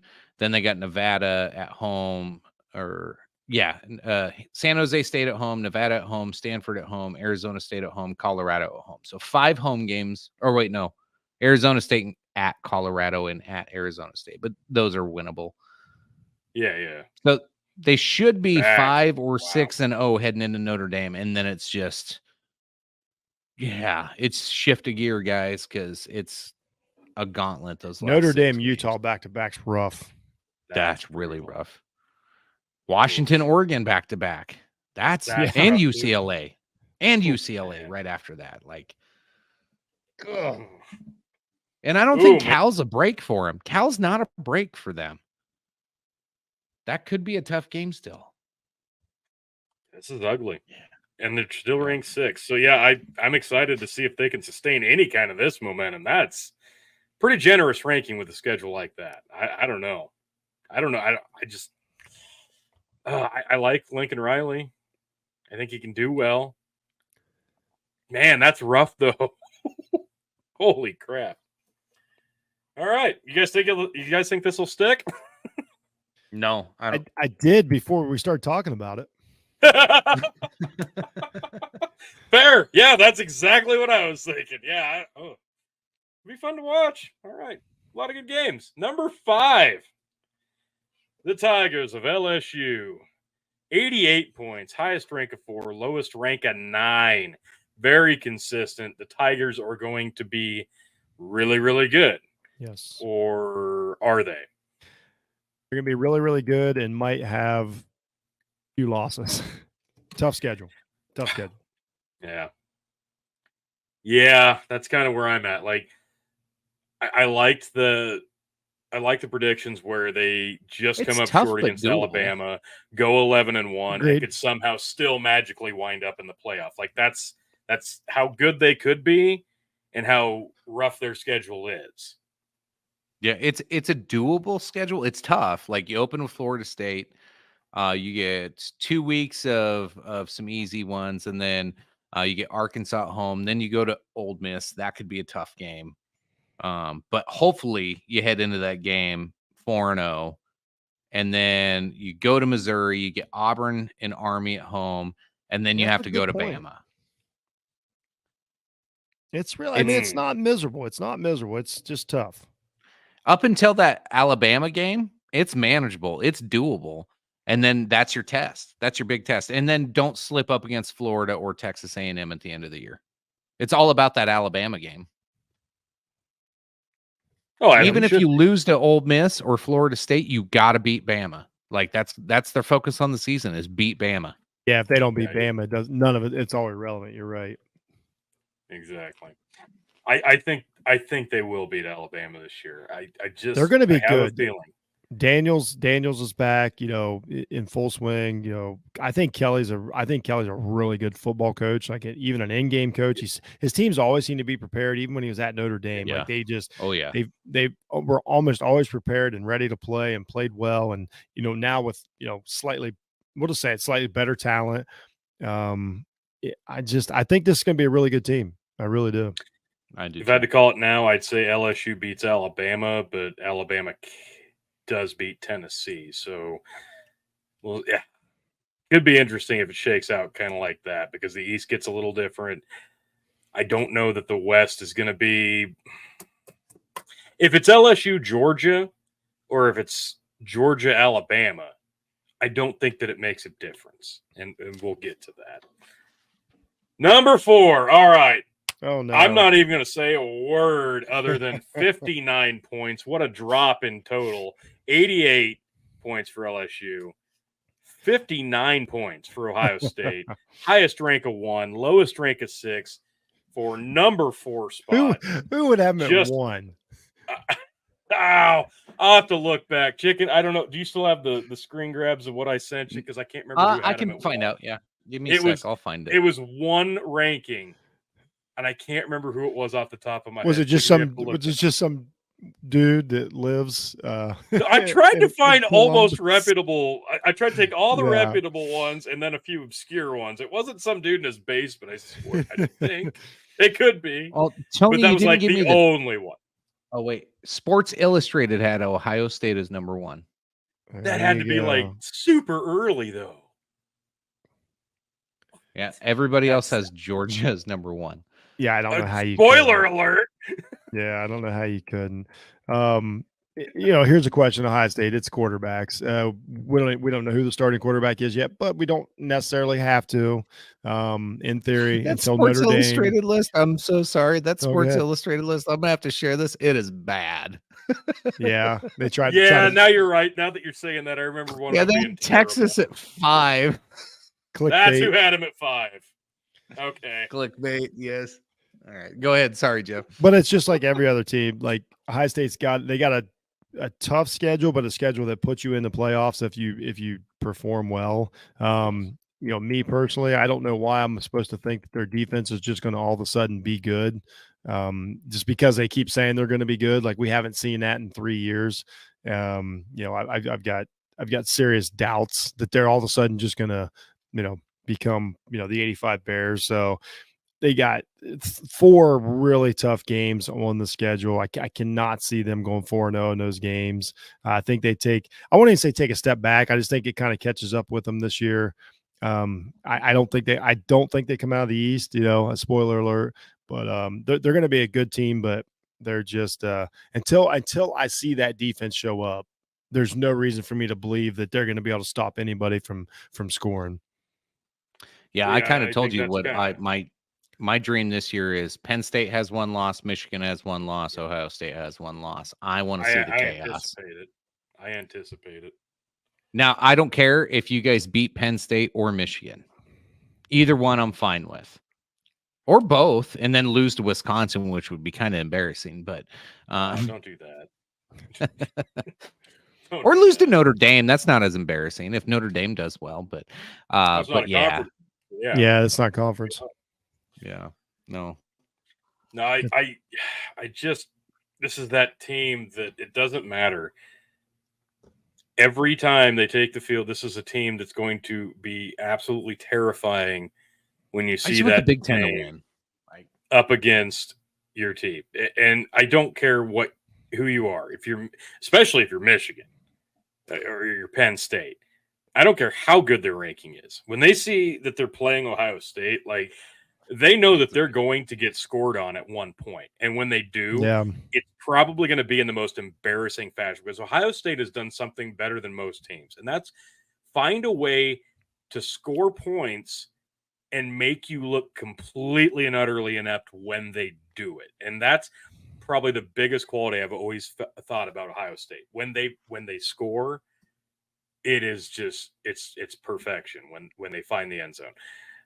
Again, this division is so staunch. It's so tough.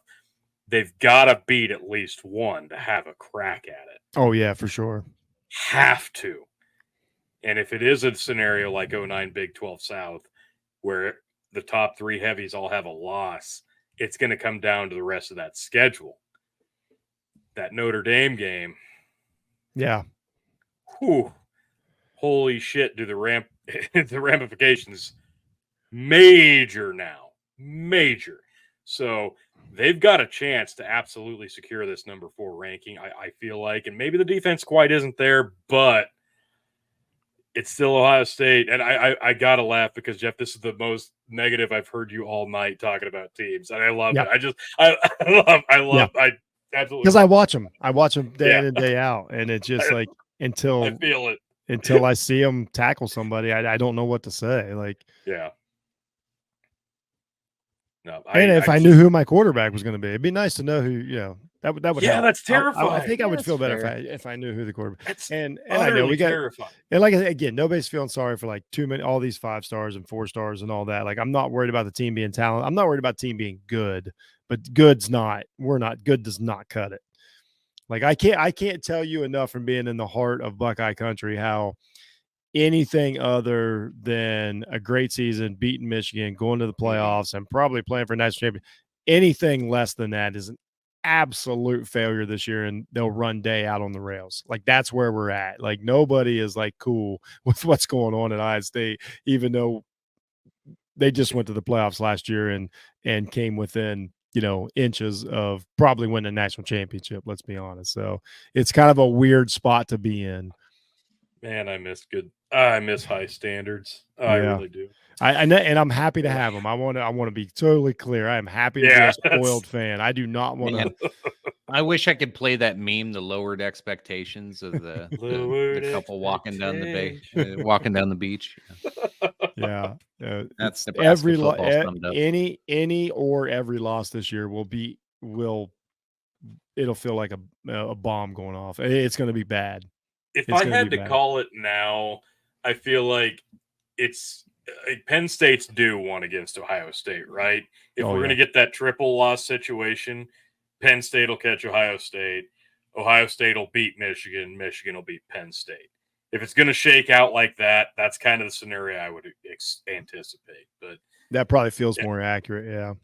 I don't know why. That's what I've envisioned. Because, I was thinking it before he even said it. Like, 2009 Big 12 South. But the other side, to be positive, if Ohio State's defense is just fine, all they have to be is fine, and the quarterback that they're telling us they're both playing good, if one of the quarterbacks just plays good, then they're going to be a great team. Like they could be, if their defense, takes an extra 7 points off the board, from the last couple of years, they're fine. But I just need to see it. You know what I mean? I need to stop hearing it. I need to see it. Oh, God. Just the passion. Oh, I feel it. I miss it. All right. Ohio State, they're right in the thick of it. We're going to find out real soon. But number 3, another team that is not thrilled with the way things are going down there in Tuscaloosa, Alabama Crimson Tide. 56 points, number 2, their highest ranking, only number 6, their lowest. Pretty consistent that this is pretty much a top 5 team. And Crimson Tide fans could not be more unhappy with the way Nick Saban is. Like, they're ready to just ride him out of town if this doesn't result in a national championship. Holy shit. See 2 losses this year. Two if they lose another 2-loss season, like it's going to be Saban could be done with 2 losses. That's the crazy. This is one of the toughest schedules they've had in a decade. I think I said that. I'm glad. I agree with you. I said that I think this is the toughest schedule I've seen in this playoff run of theirs. All the years of Nick Saban getting the cushy schedules, it's coming back to haunt him. He's got number 11 Texas, and then Ole Miss. And then he has to go to Texas A&M. He's got Arkansas at home. He's got Tennessee at home. He's got LSU at home. He has to go to Kentucky, which, like, honestly, that could be you never know. That could be a trap. I don't think Auburn. Now we said this. What? Oh, the Iron Bowl's going to suck this year, guaranteed. I know, but we thought that 5 years ago, and Auburn pulled it off, or was it 6 years? I can't remember. Yeah. It was another year. Auburn wasn't supposed to be anything, and they beat them. I don't see it. I don't see it. But I don't see them. I don't see them knocking like that. Yeah, 10-2. Like, I don't know if they can survive all that. But 10-2, and they get a shot at Georgia in the championship game's all they need. That's all they need. Yeah, just give them a shot. And if they play a 2-loss team, even okay. Shit. Here's a good conversation. Does a 2-loss Alabama be the first 2-loss team to make it into the playoffs? It depends on the losses. Schedule, maybe. Because honestly, they really should have made it last year. Like those 2 losses, they never had the lead with time, or never were down in a game with time on the clock and lost 2 games. Like what we know now about TCU and the way they, right, Alabama should have been. Yeah. So even as last season and then this season's really given the story to have a bigger playoff. Tony, you love the 12-team playoff. No, I wanted a 4-team playoff. I wanted an 8-team playoff. Yeah. I'm not a big I'm not thrilled with the 12 team. I think they jumped the gun a little bit. I think We could do to a try an 2-hour 18th. show on a 12-team playoff. Tony I've done it. Haynes. I've Oh, actually God. done that. Yeah, several Yes. times. Oh, it's just, to me, it made so much, because the way when we expanded to 4, the Do way the 8 or conferences 16. shook What's out. this 12 shit? Well, I mean, That's how we got way the home conference games, was though. set, when we expanded to 4, I'm like, it makes perfect sense. You have to utilize the conference champions. They make it in. That's an automatic. That should be a given. You've still got 3 other spots. You take your at-larges or your highest rank, didn't win their conference championship or didn't win their division or whatever, Notre Dame. That still leaves 3 spots, or an at-large for That's a good way to group of 5. describe Notre Dame. At Or whatever, Notre Like, Dame. But you take your Power 5 champions, you put them in the playoff, and that leaves 3 spots for a fuck you Notre Dame or a at-large Power 5 or group of 5 or runner-ups. This 12 team, like, Alabama is going to thrive in the era of the 12 team playoff. I think Ohio State Because- will too. Yeah, because teams, when they're even on a down year, but because of based off of their great legacy, Yeah. they're still going to make it in. And yeah, Alabama with a bad schedule will still make it into a 12 team playoff almost all the time. If they don't, holy shit, what a bad year. So this is not going to be their year. I don't see them making the playoff. But man, 2 losses. Yeah, that's probably fair. I think they're good enough to escape with 2 losses. That's where I'm at. So, number 2. Michigan. Never heard of 41 points. Highest ranked number 2. Lowest ranked number 7. Oh, man. When Jim Harbaugh, when it started getting rumored that he was going to leave and come back to college, I'm like, this is probably going to work out. I didn't know it was going to take as long as it did, but he's finally kind of found the rhythm and he's gotten the team. They're consistent. I don't know that visually they still scare me more than an Ohio State, if I'm being completely honest, but this team does just play sound football. And I think that they're going to do that every week. I don't know that I expect to see a down week. So, like, even when they're playing a Penn State or an Ohio State, I do expect those to be really, really close, tight-knit games. I don't think they're going to play a bad week of football. I think it's going to be a very disciplined team that's not going to make a lot of errors. So I don't know if they're 2, but damn, they might be. And great schedule for them. I mean, Yeah, it's very, all. Last year was a little very. better because but great schedule. Like they have 2 games. That's it. They have 2 games, and just like you said, they're consistent. Thing about Michigan, I'll feel free to point it out because I hate them with every ounce of my being.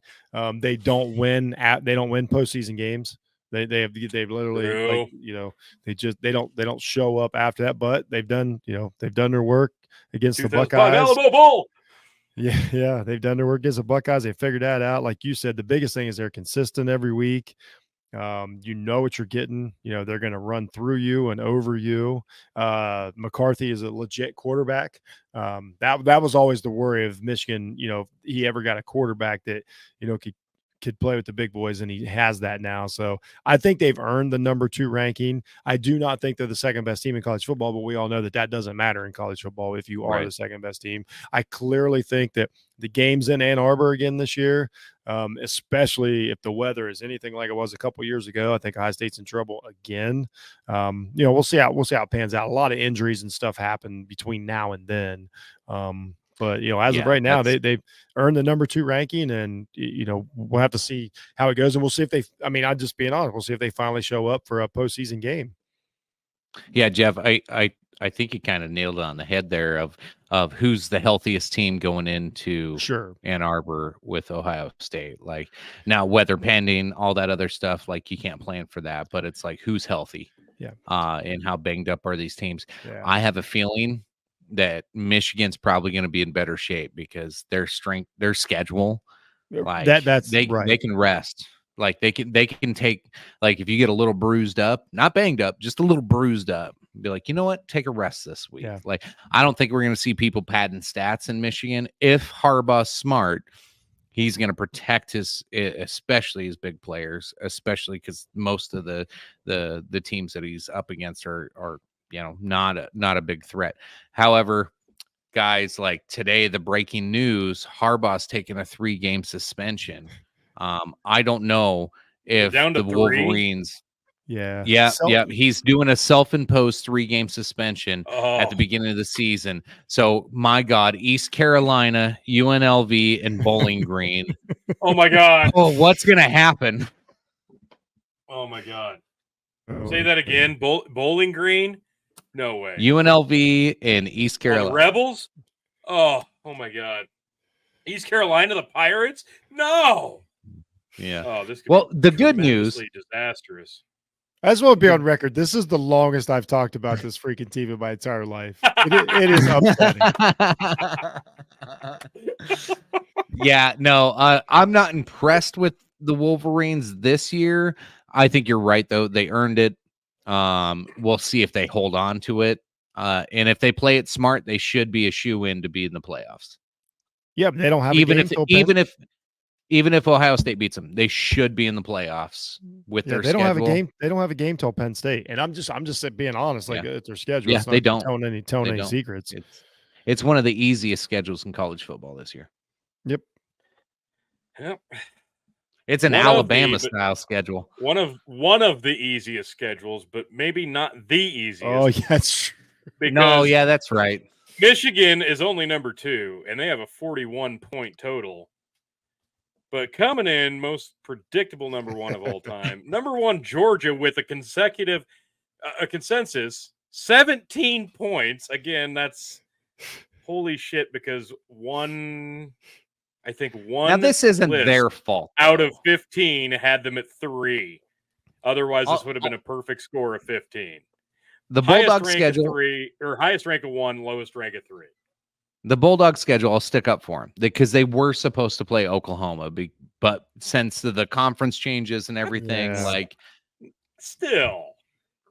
but that's not their fault. They had Oklahoma on there to make it a little bit tougher. That would have helped, not make them look so bad. Yeah, sure. But like you look at their schedule, you look what they've done. They're back-to-back champions. In Sports Illustrated, like Joel Klatt said this, he goes, if you don't have Georgia listed in your preseason number 1, then you're just not good at this. Sports Illustrated, you're not good at this. No. Yeah, Sports Illustrated is not good at this. What an embarrassing list. Seriously, it was a wonky list. I almost wish I didn't include it, but it's not like I would have changed the number. Yeah, but you got to put that in there. We're talking Sports Illustrated. Yeah, you did. I thought they'd be more legitimate than creepy guy in his basement. But apparently, even he. But not only is this team loaded with NFL talent across the board, God, 5 stars and blah blah blah, they also have an easy schedule. That combination, they're going to run rups. They're going to have some stats that are just going to be unbelievable this year. Even if the quarterback's what's their biggest challenge? Tennessee. Okay, Tennessee. I don't see anything till Tennessee. And I don't think that the SEC championship will be as tooth and nail as the game against Tennessee. Now, again, even if Tennessee manages to beat Georgia, I do feel like Alabama's going to knock off Tennessee. So that could ultimately hurt them more, depending on how Tennessee this shakes might out. be banged up by then, though. That's what I'm thinking. So honestly, I don't know that Georgia's a shoe-in, but they're about as close as you can get. But I will say they have to beat Tennessee. The one thing that can backfire is an upset can screw you if you don't have a tough schedule because there's nothing to look back on to give you any credit. Yep. Like we see, like we talked about with Michigan last year, if they'd have lost the Ohio State game, they were out because they just didn't have anything to back. They didn't. And St. George's in the same situation where, they got a super easy schedule, but they also can't lose. Like they don't have any. They have Ole Miss the week before that, but I don't think Ole Miss will be ranked that high by that time because I can't see these teams. They play Bama, LSU, Tulane. Ole Miss isn't going to be that high ranked. Outside of injury, I just don't see it. Yeah, nobody's got super depth at quarterback. Like maybe Ohio State, probably Alabama. They're all Georgia, in the Pac-12. Yeah, no doubt. But if Georgia stays healthy, they're going to the playoffs. As you know.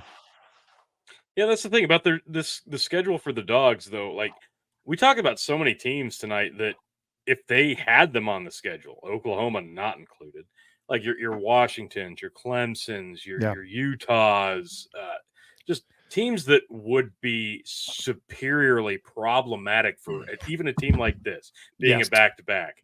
They would be very, very problematic. But once Georgia gets to the playoff, they will play their best football of the year. Oh, it's a yeah. guarantee. Yeah. We've There's seen no it. reason to think they won't show up. Yeah, they will show up 10. They've played good. Even the playoff games they've lost over the years, they played good. Like Yes. this team has been on a run for actually like 6 years. Yeah, very true.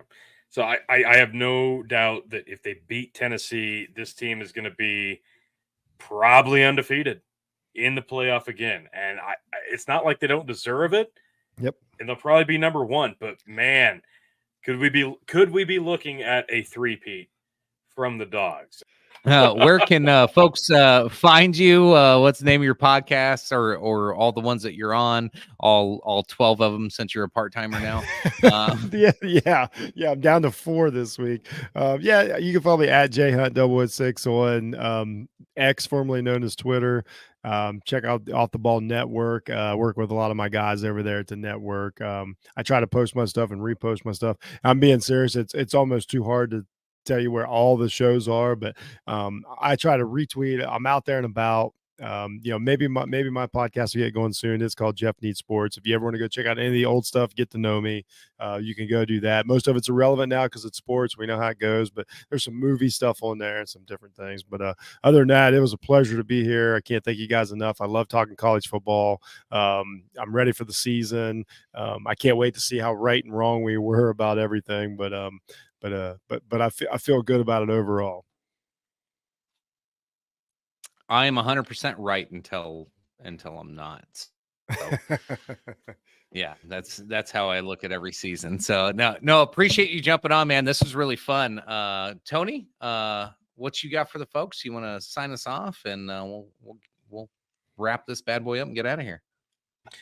Yeah, my AirPods died, so I'm muting my mic if anybody was wondering. But yes, no, this was a blast, Jeff. I thank you so much for joining us. I knew every time I listened to you on Brendan's show, I'm like, oh, we got to get him on Talk College. I appreciate that. He can, he's enjoying like an enjoyable run of college football right now. We're just down here in the depths, just stewing in it. So this will be a fun. If only I was enjoying it. Well, you're enjoying it as much as a fickle fan suck. can, who's enjoying a good run of football. I get it. I get it. I'm envious of it too at the same time. Yeah, we're over here pouting all the time. I'm like, dude, we can beat Northwestern. Damn it. Oh shit! Northwestern hasn't even won a fucking college football game in America since 2021. So they're irrelevant. Doesn't matter. Anyway, this was so much fun, Jeff. Loved having you. We'll have to do some recaps during some points of the season because, I can't wait to see all of our predictions fall completely flat on their face. That'll be so much fun. I'm so looking forward. We've got games coming up in just a few days. I can't believe it. We're almost there. College football's almost back, baby. So glad everybody joined us. I'm so happy. I'm so happy. This was a lot of fun. Can't wait to see it. You can find me, Linktree/BigBuckin. Find me Thursdays, The Dog and Chicken Show, Hazard Analysis, Revolutionary Wrestling Podcast, all the like, Linktree/BigBuckin, folks. And we will catch you very, very soon for another update for college football, for podcasts, for wrestling, for all the fun stuff that we do here at the Big Buckin Empire. Thanks for joining us, and we will see you next time. As always, appreciate you. Love you. Bye.